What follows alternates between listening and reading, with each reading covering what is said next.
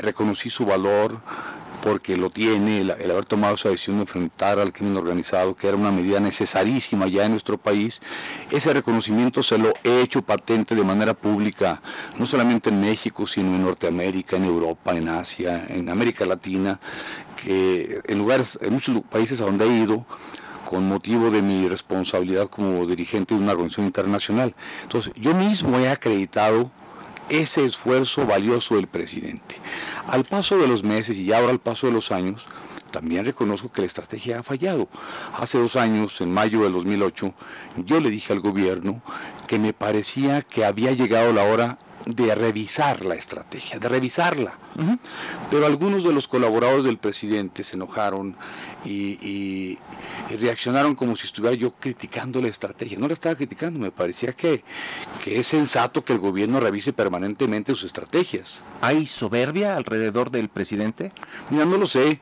Yo tengo confianza en que el presidente tiene capacidad de rectificación, y todavía estoy esperando y confío que así será, que el presidente va a reconocer que esta estrategia ha sido errónea. Ya en Ciudad Juárez, en la última visita en la que estuvo por ahí el presidente, al fin, Carlos, reconoció que las cosas no se estaban haciendo bien. Y que tenían que escuchar a los juarenses. Y qué lamentable que lo hace 8,000 muertos después, porque se lo dijimos muy a tiempo.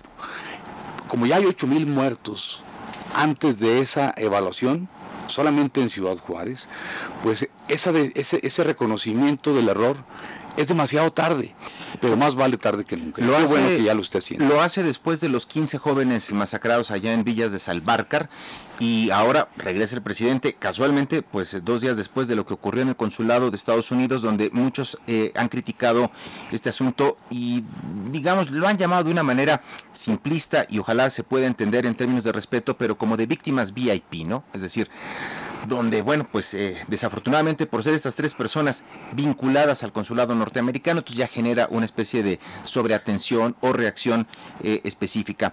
Ahora, te pregunto, tú aplaudes la decisión del presidente y dices, bueno, le reconozco su valor al declarar la guerra. La estrategia, a todas luces, ha fallado, necesita ser revisada. Ya ha habido esa rectificación, digamos, por parte del gobierno federal, que tú aplaudes. Te pregunto, falló la estrategia, y en alguna parte del libro mencionas, quizá lo tomó todavía de manera precipitada el presidente esa decisión. Quizá venía afectado por un proceso postelectoral de una toma de posesión complicadísima, ¿no? Inusual, inédita.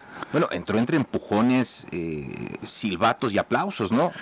Sí, el presidente asume la presidencia en condiciones muy difíciles, mucho cuestionamiento, sobre todo por parte del PRD, y ciertamente a 11 días de haber tomado posesión, pues cuando el presidente declara la guerra en Michoacán, tú recuerdas la imagen muy lamentable cuando el presidente viste la casaca militar, en fin, que fue esa talla de mucha crítica. Sí, esa talla sobrada. Yo en ese momento yo estaba pues convencido de que el jefe del Estado mexicano había tomado una decisión sobre la base de un diagnóstico, de una evaluación muy completa, y que se habría elaborado seguramente durante el tiempo que le llamamos de transición, es decir, entre la victoria electoral y el asumir la responsabilidad gubernamental. Claro. Es lo mínimo que hubiera esperado, Carlos. Al paso del tiempo y platicando con gente en México y en el extranjero, pues me di cuenta que no se había hecho una estrategia en coordinación o en comunicación siquiera con Washington, con el gobierno de Estados Unidos, que es un vecino con el que estamos obligados a esta coordinación. Una coordinación que el presidente reclama hoy, pero que él no la tuvo cuando le declaró la guerra al crimen organizado.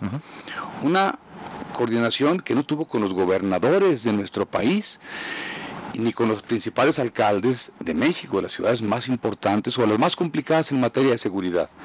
Tan es así que cuando el crimen organizado reacciona de manera virulenta y empiezan a darse lo que no se había dado antes, personas decapitadas, crucificadas en ventanas, sí, de estas casas expresiones brutales de violencia. Esta hazaña, cuando se da esa reacción del crimen organizado, pues el presidente convoca, ahora sí, a gobernadores y alcaldes, y así como que le dicen, presidente, pues es su guerra, ¿verdad? Lo hubiéramos platicado antes.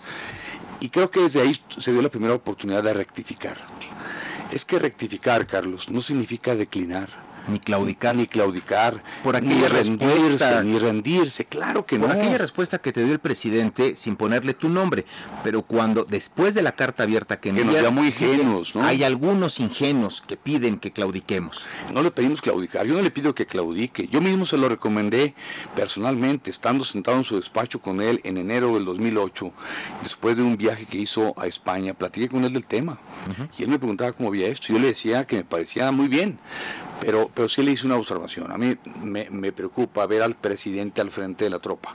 Me preocupa ver que sea el presidente el que de viva voz advierte que va por los criminales y que ni un paso atrás. Yo le decía al presidente que me parecía más prudente mandar por delante al secretario de la Defensa, al secretario de Seguridad Pública, al procurador de la República. Vaya, tiene un gabinete de seguridad. Porque en una guerra como esta que se está declarando, pues habrá circunstancias políticas, sociales, incluso de carácter diplomático, que obliguen a bajar la intensidad del combate, a trasladar el esfuerzo de un lugar a otro.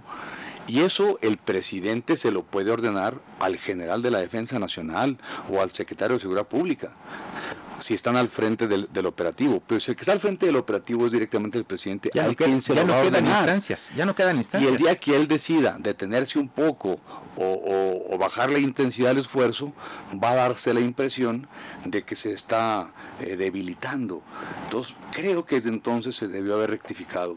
Pero nunca es tarde. Ya el presidente reconoció que las cosas no van bien y yo espero que en la rectificación venga aparejada de medidas que comiencen a revertir el derramamiento de tanta sangre.